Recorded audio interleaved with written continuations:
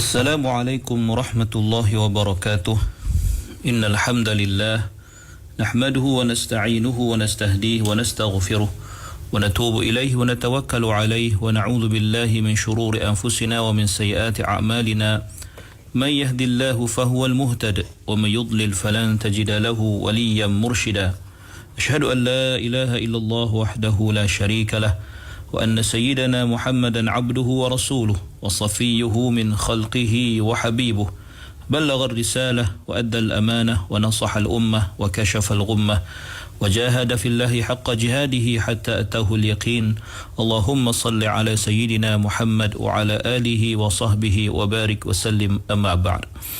Muslimin muslimat, sahabat pendengar IKIM yang dirahmati Allah Subhanahu wa taala, marilah sama-sama kita rafakkan kesyukuran kehadrat Allah di atas segala nikmat yang Allah Taala kurniakan kepada kita, terutamanya nikmat iman dan Islam.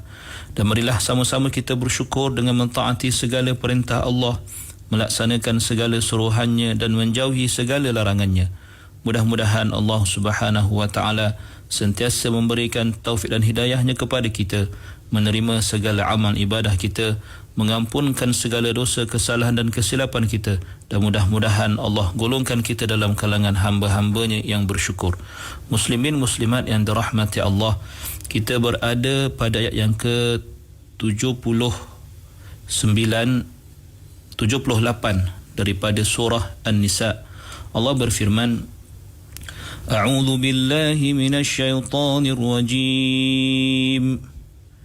أينما تكونوا يدرككم الموت ولو كنتم في بروج مشيدة وإن تصبهم حسنة يقولوا هذه من عند الله وإن تصبهم سيئة يقولوا هذه من عندك قل كل من عند الله فما لهؤلاء القوم لا يكادون يفقهون حديثا. Yang bermaksud, di mana juga kamu berada, maut akan mendapatkan kamu bila sampai ajal, sekalipun kamu berada dalam benteng-benteng yang tinggi lagi kukuh. Dan kalau mereka beroleh kebaikan, yakni kemewahan hidup, mereka berkata ini adalah dari sisi Allah. Dan kalau pula mereka ditimpa bencana, mereka berkata ini adalah dari sesuatu nahas yang ada padamu. Katakanlah ya Muhammad, semuanya itu, yakni kebaikan dan bencana, adalah berpunca dari sisi Allah. Maka apakah yang menyebabkan kaum itu hampir-hampir tidak memahami perkataan, yakni nasihat dan pengajaran. Muslimin muslimat yang dirahmati Allah, pada pertemuan lepas saya telah jelaskan frasa yang pertama daripada ayat ini. Allah Subhanahu wa taala menyatakan tentang bagaimana kematian itu pasti mendapatkan manusia dan insan. Tidak kira di mana sahaja insan itu cuba melarikan diri dengan anggapan bahawa kematian tidak akan bertemu atau tidak akan menjemputnya. Tetapi Allah Subhanahu wa taala telah menetapkan bahawa di mana sahaja manusia berada, mati pasti akan datang menjemputnya, pasti akan bertemu dengannya, walaupun ketika itu dia sedang berada dalam suatu benteng tembok yang tinggi lagi kukuh. Muslimin muslimat yang dirahmati Allah, terdapat beberapa ayat yang membawa bukan maksud yang hampir sama, seperti mana dalam Al-Quranul Karim disebutkan, A'udzu billahi minasyaitonir rajim. Qul lan yanfa'akumul firaru in farartum minal mauti awil qatl wa idhan la tumatta'una illa qalila. Dalam suratul Ahzab ayat yang ke-16, yang bermaksud, katakanlah wahai Muhammad, kalaulah kamu melarikan diri dari kematian atau dari pembunuhan, maka perbuatan melarikan diri itu tidak sekali-kali mendatangkan faedah kepada kamu. Dan kalaulah kamu pada hari ini terlepas sekalipun, maka kamu tidak juga akan menikmati kesenangan hidup, melainkan sedikit masa sahaja. Dan dalam suratul Jumu'ah ayat yang ke-8 Allah berfirman, قل إن الموت الذي تفرون منه فإنه ملاقيكم ثم تردون إلى عالم الغيب والشهادة فينبئكم بما كنتم تعملون. Yang bermaksud, katakanlah wahai Muhammad, sebenarnya maut yang kamu larikan diri daripadanya itu tetaplah ia akan menemui kamu. Kemudian kamu akan dikembalikan kepada Allah yang mengetahui segala yang ghaib dan yang nyata. Lalu ia memberitahu kepada kamu apa yang kamu telah lakukan serta membalasnya. Muslimin muslimat yang dirahmati Allah, ayat ini dan ayat sebelumnya dan ayat yang seperti yang sama erti dengannya memberitahu kepada kita betapa orang-orang yang munafik yang cuba beralasan untuk tidak pergi berperang itu kerana takutkan kematian, lupa akan hakikat sebenar bahawa kematian itu pasti akan menjemput mereka, sama ada di medan peperangan maupun di atas katil-katil pembaringan mereka. Muslimin muslimat yang dirahmati Allah. Kemudiannya Allah Subhanahu wa taala menjelaskan tentang apakah yang dikatakan atau yang keluar daripada mulut golongan munafik, juga golongan yang kafir, iaitu kata-kata yang palsu dan batil. Dan Allah berfirman, wa in tusibhum hasanatun yaqulu hadhihi min 'indillah wa in tusibhum sayyi'atun yaqulu hadhihi min 'indik qul kullum min 'indillah. Iaitu sesungguhnya orang-orang munafik itu dan yang seumpama dengan mereka dalam kalangan orang-orang yang sangat lemah imannya, juga orang-orang yang kafir, telah sampai suatu tahap kejahatan dan kebejatan apabila mereka sanggup mengatakan sesuatu yang palsu, iaitu apabila mereka mengalami suatu keadaan yang baik, nikmat yang melimpah atau kesenangan dan sebagainya, termasuklah juga harta rampasan perang ataupun kemenangan. Mereka akan mengatakan bahawa ini adalah datangnya daripada Allah Subhanahu wa taala. Sementara sekiranya mereka ditimpa suatu keburukan, contohnya seperti kekeringan hujan ataupun kebuluran atau musibah ataupun kemarau yang panjang ataupun kekalahan dalam medan perang, mereka akan katakan hadhihi min indik, ini puncanya adalah daripadamu ya Muhammad, disebabkan gagalnya kamu menjadi pemimpin, disebabkan tidak layaknya kamu untuk membawa kemenangan kepada kami, dan sudah pasti ia adalah suatu yang tidak sama sekali boleh dikatakan sebegitu kepada Rasulullah sallallahu alaihi wasallam.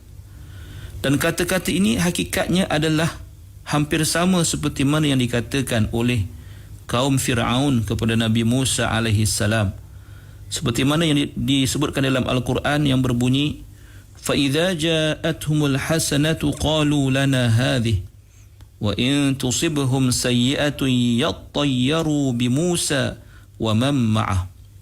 Dalam suratul A'raf ayat yang ke-131 yang bermaksud, kemudian apabila datang kepada mereka kesenangan, mereka berkata, ini ialah hasil usaha kami. Dan jika mereka ditimpakan kesusahan, mereka mengatakan ini adalah nahas dan malang, itu disebabkan oleh Nabi Musa dan pengikut-pengikutnya. Muslimin muslimat yang dirahmati Allah.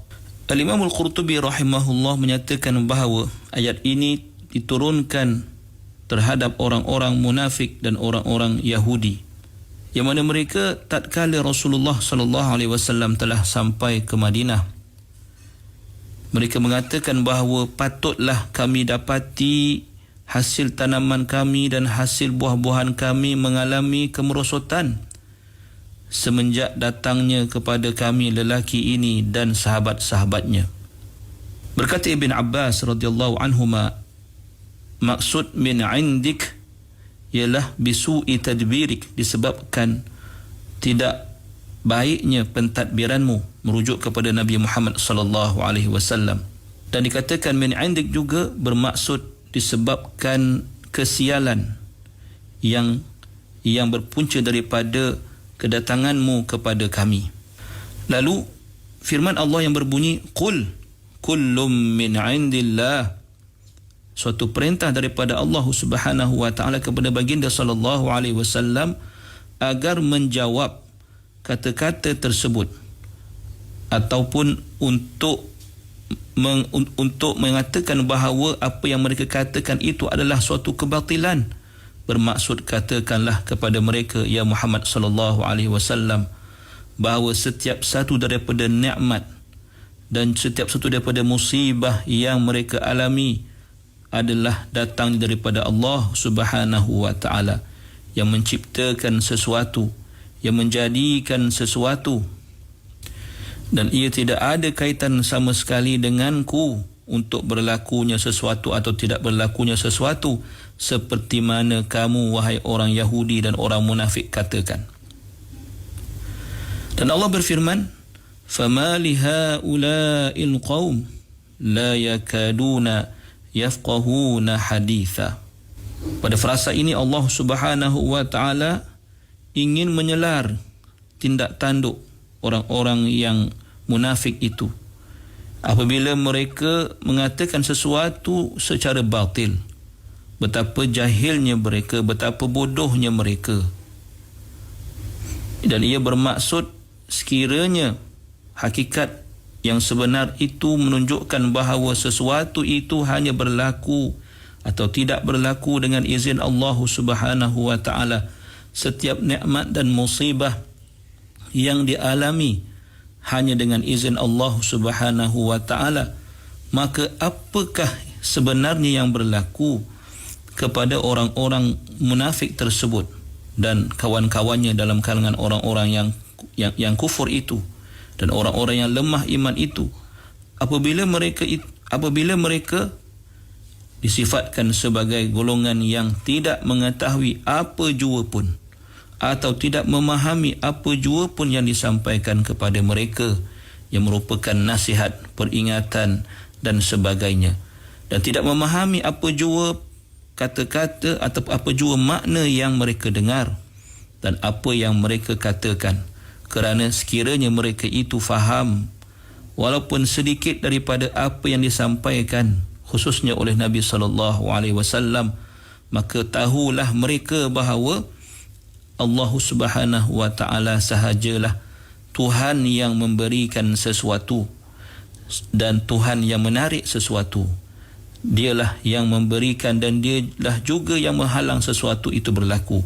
Maka hakikat ini sama sekali tidak dapat difahami oleh golongan yang seperti itu. Muslimin muslimat yang dirahmati Allah Subhanahu wa taala. Allah berfirman dalam ayat yang lain yang berbunyi, A'udzu billahi minasyaitonir rajim. Ma yaftahillahu lin-nasi min rahmatin fala mumsika laha wa ma yumsik fala mursila lahu min ba'dihi wa huwal azizul hakim. Apa jua jenis rahmat yang dibukakan oleh Allah kepada manusia, maka tidak ada sesuatu pun yang dapat menahannya. Dan apa jua yang ditahan oleh Allah, maka tidak ada sesuatu pun yang dapat melepaskannya sesudah itu. Dan ingatlah, dialah sahaja yang maha kuasa lagi maha bijaksana. Surah Fatir ayat yang kedua. Muslimin muslimat yang dirahmati Allah, semestinya dalam kehidupan ini kita tidak pernah lari daripada diberikan nikmat maupun ditimpakan musibah. Maka sebagai hamba-hamba Allah Subhanahu wa taala, kita hendaklah menanamkan suatu keyakinan yang sebenar-benar dalam hati kita bahawa tidak ada apa jua nikmat yang diberikan atau yang dialami oleh kita maupun musibah yang ditimpakan ke atas kita, melainkan ia datangnya daripada Allah Subhanahu wa taala. Kerana itu dalam apa jua keadaan dan situasi di dalam hidup kita, hendaklah kita sentiasa bersyukur di atas nikmat yang Allah Ta'ala kurniakan dan juga sentiasa bersabar di atas musibah yang Allah Ta'ala timpakan kepada kita, kerana kita sedar kita hanya hamba Allah Subhanahu wa Ta'ala dan sebagai hamba kita tidak boleh dan tidak layak untuk mempertikaikan maupun mempersoalkan apa jua yang telah ditentukan kepada kita berupa qada dan qadar, dan kita kembalikan semuanya kepada Allah Subhanahu wa taala dengan penuh kesedaran, dengan penuh khusyuk dan tawaduk, menyedari akan hakikat kemanusiaan, hakikat keinsanan, dan lebih-lebih lagi hakikat kehambaan kita kepada Allah Subhanahu wa taala. Aqulu qawli hadha wa astaghfirullahal azim li wa lakum. Wassalamu alaikum warahmatullahi wabarakatuh.